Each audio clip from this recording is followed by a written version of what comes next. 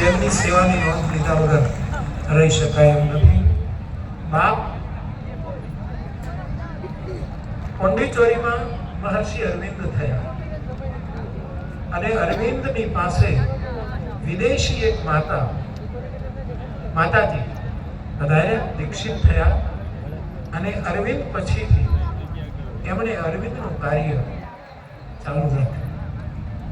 એમણે એવી વાત કરી છે કે આ જગતમાં યુવાનોને 5 વસ્તુની જરૂરત છે અને એ 5 વસ્તુ મારે આપને કહેવી છે. આ શ્રી માતાજીના શબ્દો છે. અરવિંદ દીક્ષિત, અરવિંદ આશ્રિત. એમણે એમ કહ્યું કે ભારત હોય કે વિશ્વ હોય, એની યુવાનીને 5 વસ્તુની જરૂર છે. પહેલી વસ્તુની જરૂર છે શ્રદ્ધા. આ શ્રી માતાજી કહે છે શ્રદ્ધા. બીજી વસ્તુની જરૂર છે શક્તિ. ત્રીજી વસ્તુની જરૂર છે સન્મતિ. ચોથી વસ્તુની જરૂર છે ભક્તિ અને 5મી વસ્તુની જરૂર છે વિરક્તિ. આ શ્રી માતાજીના શબ્દો છે. બાપ, હું અહીં આવું છું ત્યારે સતત યુવાનીને જ જોઈ રહ્યો છું. યુવાનો સિવાય હું આમાં કોઈને જોતો જ નથી. આવી યુવાન સભા હું આખી દુનિયામાં ફેર્યો છું. કેવલ શ્રદ્ધાના બળથી આવતી આવી યુવાન સભા મેં બહુ જોઈ નથી. તો માં મોગલ બિરાજે છે અને આ માતા જ આપણને આ 5 શક્તિ આપી શકે એવી શ્રી માતાજીની વાત છે. આપણને શ્રદ્ધા કોણ આપશે? પરાંબા, જગદંબા, પાર્વતી, દુર્ગા અને એના અનેક રૂપો જે આપણી પાસે છે એમાંનું મોગલ સ્વરૂપ. આપણને શ્રદ્ધા કોણ આપશે? મોગલ આપશે. શ્રદ્ધાની ભિક્ષા બાપ પાસે નહીં મળે. બાપ પાસેથી કદાચ વિશ્વાસની ભિક્ષા મળે, પણ મા પાસેથી હંમેશા શ્રદ્ધાનો જ ટુકડો મળશે. અને શ્રી માતાજી કહે છે કે આ માં, હું આવું જ્યારે વર્ષે આવું ત્યારે જોઉં છું બીજાને જે લાગતું હોય તે, પણ અહીંયા જે અજવાળું છે ત્યાં લાઈટનું તેજ નથી. પેલી તેજસ્વીની બેઠી છે એનું આ લાઈટ છે. એક નાનકડું એવું ફળું માતાજીનું જે અહીંયા બિરાજે છે એનું જે તેજ છે એનો આ બધા પ્રકાશ છે. એમાં આપણે બધા પ્રકાશિત છીએ. તો માતા કહે છે કે શ્રદ્ધાની જરૂર છે અને મા વગર શ્રદ્ધા કોણ આપી શકે? તો આ જગતની યુવાનીને શ્રદ્ધાની જરૂર હોય એને મા આવશે. બીજી, આપણા દેશનો કે વિશ્વનો યુવાન કમજોર ન થવો જોઈએ, નબળો ન થવો જોઈએ. એ વિદ્યાવાન, બુદ્ધિમાન અને બલવાન હોવો જોઈએ. એ યુવાનની શક્તિ માટે પણ આ મોગલને શરણે જવું પડશે, અથવા તો માના જે સ્વરૂપોના આપણે ઉપાસક હોય એને શરણે જવું પડશે, તો શક્તિ પ્રાપ્ત થશે. ત્રીજું, આપણને સન્મતિની જરૂર છે, સદબુદ્ધિની જરૂર છે. અમારે રામાયણમાં લખ્યું છે કે તાકે જુગપદ કમલ બનાવો, જાસુ કૃપા નિર્મલ મતિ પાવો. આપણને બુદ્ધિની જરૂર છે અને બુદ્ધિ પણ માં મોગલ જ આપણને ભિક્ષામાં આપી શકે. ચોથી વસ્તુ, આપણને ભક્તિની જરૂર છે. આ માયોભાઈ, એમની આખી ટીમ અને આપ સૌ માના સ્વરૂપ જે સતત શબ્દ મહેશદાન બાપુ વાપરે છે. માયાભાઈના રાજકીય સંપર્કો, સામાજિક સંપર્કો, ધાર્મિક સંસ્થાઓના સંપર્કો, નાનામાં નાની સંસ્થા હોય કે કોઈ મોટી સંસ્થા, બધાની સાથે એનો હૃદયનો જે જોડાણ છે એને લીધે તો બધા અહીંયા આવે છે શ્રદ્ધાથી. પણ મારી દ્રષ્ટિએ, તલગાદરડાની દ્રષ્ટિએ અહીંયા જે આ પૂર આવે છે એ કેવલ અને કેવલ શ્રદ્ધાને લઈને. શ્રદ્ધા સિવાય બીજું આમાં કંઈ નથી જોતો. એને અહીંયા માનો પ્રસાદ લેવાની શ્રદ્ધા છે, એનો અહીંયા કોની વંદના થાય છે એનું દર્શન કરવાની શ્રદ્ધા છે. એની શ્રદ્ધાને લીધે એના નાના મોટા કામો પણ થતા હશે, એની નોંધ કોણ લે છે?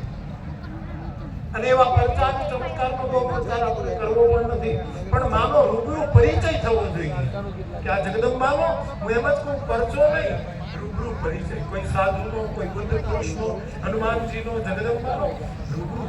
અહીંયા માયોભાઈ ખાલી વાત કરે, મહેશ બાપુ વાત કરે કે કેવી કેવી નાની ઘટનાઓ માની પાસે કોની પાસે માએ કેવી રીતે કયા સ્વરૂપે એના મનોરથો પૂરા આનો એક આખો ગ્રંથ તૈયાર કરી શકે.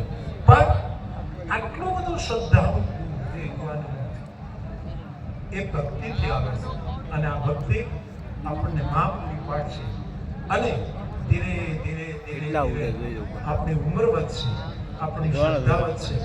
આદિમાં શ્રદ્ધા અને છેલ્લે વિરક્તિની જરૂર પડશે. આ બધું જ ખંખેરી નીકળવું પડશે. આ બધા જ આભરણો, આભૂષણો બધું ઉતારી નીકળવું પડશે.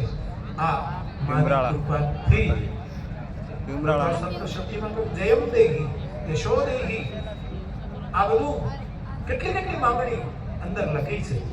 ત્યારે મોગલમાના ધામમાં જ્યારે જ્યારે આવવાનું થાય છે ત્યારે મને દરેક વખતે કંઈક નવું પેટ દેખાય. આ વખાણ કરવા માટે નથી કહેતો, નથી આ ટીમને વખાણની જરૂર, માને તો છે જ નહીં, પણ કંઈક નવું થઈ રહ્યું. મોગલમાના કેટલાય સ્થાનો છે, અનેક જગ્યાએ માના જુદા જુદા સ્વરૂપો વિરાજમાન છે. અને જેમ અહીંયા કહેવાયું કે આપણે એકાબીજા સ્થાનોમાં સ્પર્ધા નથી કરવી, આપણે સંવાદ રાખવો. અને અહીંયા હું કહું છું, એક સાધુ તરીકે કહું કે અહીંયા કોઈ સ્પર્ધાથી આવ્યું જ નથી, કેવળ શ્રદ્ધાથી. સ્પર્ધાથી તો એવરેસ્ટ સર કરી શકાય, શ્રદ્ધાથી કૈલાસ સર કરી શકાય. એવરેસ્ટ ઉપર સ્પર્ધાથી અનેક ગયા, ઉતરી ગયા, ઘણા ગુજરી ગયા, પોતાના દેશના ઝંડા ફરકાવી આવ્યા, પણ પાછું ઉતરી જવું પડે. પણ કૈલાસ એક મારો ઘોડો અને ભગવતી પાર્વતી જે ચડી ગયા એ હજી કોઈ દિવસ ઉતર્યા નથી, કારણ કે શ્રદ્ધાના શિખર ઉપર ચડ્યા છે. તેથી બાપ અહીંયા આપણે એટલા માટે આવીએ છીએ. અને માં હોય એ ગતિશીલ હોય, એ કોઈ સ્થિર નથી. આપણી ગામડામાં આપણી માં હોય એ સતત પ્રવૃત્તિશીલ હોય. બધા સુઈ જાય પછી સુવે, બધા જાગે એના પહેલા જાગી જાય, પછી 24 કલાક એનું જે નિત્ય કર્મ હોય છે. એટલે માને આપણા ગ્રંથકારોએ ધારા કહી છે. જગદંબા એક ધારા છે. એ ખાબોચિયું નથી, એ બંધિયાર જળ નથી, એમાં મચ્છર અને જંતુ પડે એવું એ જળ નથી, એ ધારા છે. એટલે ગંગાને આપણે ધારા કહી. ગાયત્રીને પણ આપણે ધારાવાહિક રૂપે જોઈ છે. ગાયને પણ આપણે ચરતી અને રમણ ભ્રમણ કરતી જોઈ છે. આ કુંભ રાશિના જેટલા શબ્દો છે એ બધા લગભગ ગતિશીલ છે. ત્યારે માં ધારા છે. આપણી મોગલમાં આપણો પંથક એક વખત બગડાના બાપુ સીતારામ એનો મહિમા છે. આ બાજુ જઈએ તો કોટડા માતાજી બિરાજમાન છે. આમ જઈએ તો કમળાઈમાં બિરાજમાન છે. અને આખા આ માના નભમંડળમાં નાના મોટા અનેક સ્થાનો છે. એ બધાનો પોતાનો મહિમા છે. ત્યારે આજે ધારા રૂપમાં આવે છે, એ 5 પ્રકારની ધારાથી મને તમને નવડાવે છે. અમારી વાત નથી, શાસ્ત્રની વાત છે.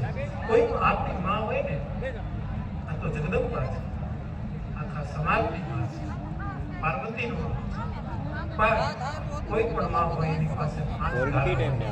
પહેલી ધારા ઓટોમેટિક ડીશ કુલર બધી દૂધનું કામ પોષણ કરવાનું. આ ધારા સેટેલાઇટ ઓટોમેટિક મળી જાય મને. મોગલની જે અમૃત છે, એનું હૃદયનું જે દૂધ છે, એ આપણું પોષણ. આમાં કોણ પ્રચાર કરવા જાય? તો વિચાર કરું કે માયો ભાઈ તો કાલ સુધી તો આ કોણ કરે? રાજેન્દ્ર શુક્લનો એક શેર છે કે આટલે પહોંચ્યા પછી આટલું સમજાય છે કે કોઈ કાંઈ કરતું નથી, આ બધું તો થાય છે. ત્યાં પહોંચ્યા પછી ખબર પડે, એના પર નથી પડતું. આવો રાજેન્દ્ર શુક્લનો એક શેર છે કે આ બધું તો માયાભાઈને ખબર ન હોય, કોઈને કોણે બોલાવ્યા, શું કામ આવ્યા? કેવલ આ માત્ર શ્રદ્ધા. એનું કારણ આપણને અહીંયા પોષણ મળે, કારણ કે મા પાસે દૂધની ધારા છે. બીજું કોઈ પણ માં હોય એની પાસે રક્તની ધારા છે, આપણા માટે લોહી વહે. પછી કોઈ પણ ક્ષેત્રની જગદંબા હોય એણે વિશ્વ માટે રક્તધારા પહોંચાડી. બીજી ધારા મારી એ કોઈને કાપી નાખે ને મારી નાખે એમ લોહી રોડે, એ પોતાનું લોહી રેડાવતી હોય છે બીજાને સજીવ કરવાને. અને એને કારણે અનેક રક્તબીજો પણ ઉભા થતા હોય છે. સમાજમાં અનેક રક્તબીજો ઉભા થતા હોય. પણ છેવટે એનું પણ નિવારણ ટાળી દી માથે તો શેર થઈ રહ્યા માથે પવન બહુ ઉપર આવે એના શરીરમાંથી નીકળેલી પરસેવાની ધારા આપણા માટે નિરંતર પરિશ્રમ કરનારી જગદંબા એની એક ત્રીજી ધારા છે પરસેવાની ધારા. પકડી જાય. અને ચોથી બહુ મોટી ધારા છે આંસુડાની ધારા. કે મોગલ છોડું કે દિમાગ પીડ્યું હોય તો દૂર હે માં એમ કઈ શ્રદ્ધાથી હોય ત્યારે આની આંખમાંથી આંસુડાની ધારા નીકળે છે. એ એક ચોથી ધારા છે. અને પાંચમી અને છેલ્લી ધારા આખા વિશ્વ માટે અને તે એની કરુણાની ધારા છે. એવી પાંચ ધારા લઈને બેઠેલી આ માં મોગલ એના પરમ સૌ તાણે આપ સૌ આટલી શ્રદ્ધાથી આવો છો.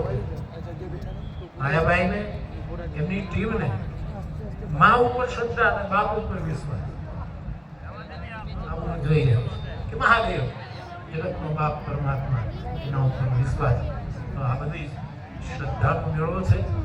અને આટલી શાંતિ આટલી ફરી એક વાત કહું છું સાહેબ, બાકી દુનિયામાં 80 વર્ષથી ફરું છું સાહેબ, 70 વર્ષથી તો ચોક્કસ મોગલને ફળીએ જઈ છે.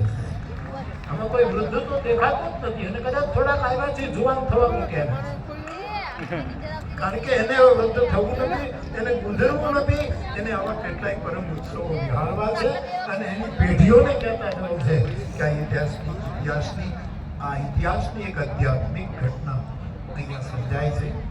ખૂબ જ એક સાધુ તરીકે મારી પ્રસન્નતા વ્યક્ત કરું છું.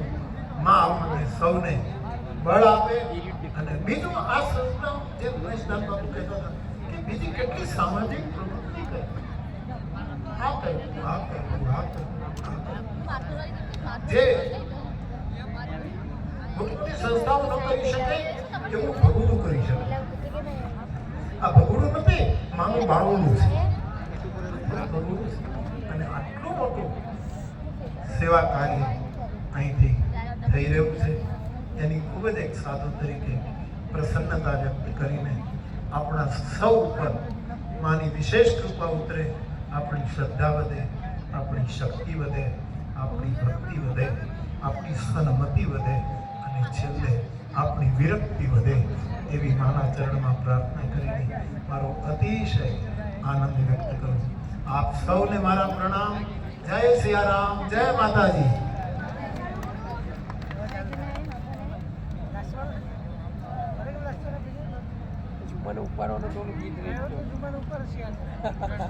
આપ બધા જ પોતાના સામે 2 મિનિટ બેસજો. આજે ઘણા વર્ષો પછી આમ તો પ્રતિનિધિ આવે ગિરીશાપાની, પણ સોનલધામ મઢડાથી કંચનમાં પધાર્યા છે ત્યારે બાપુના રૂડા આશીર્વાદને એક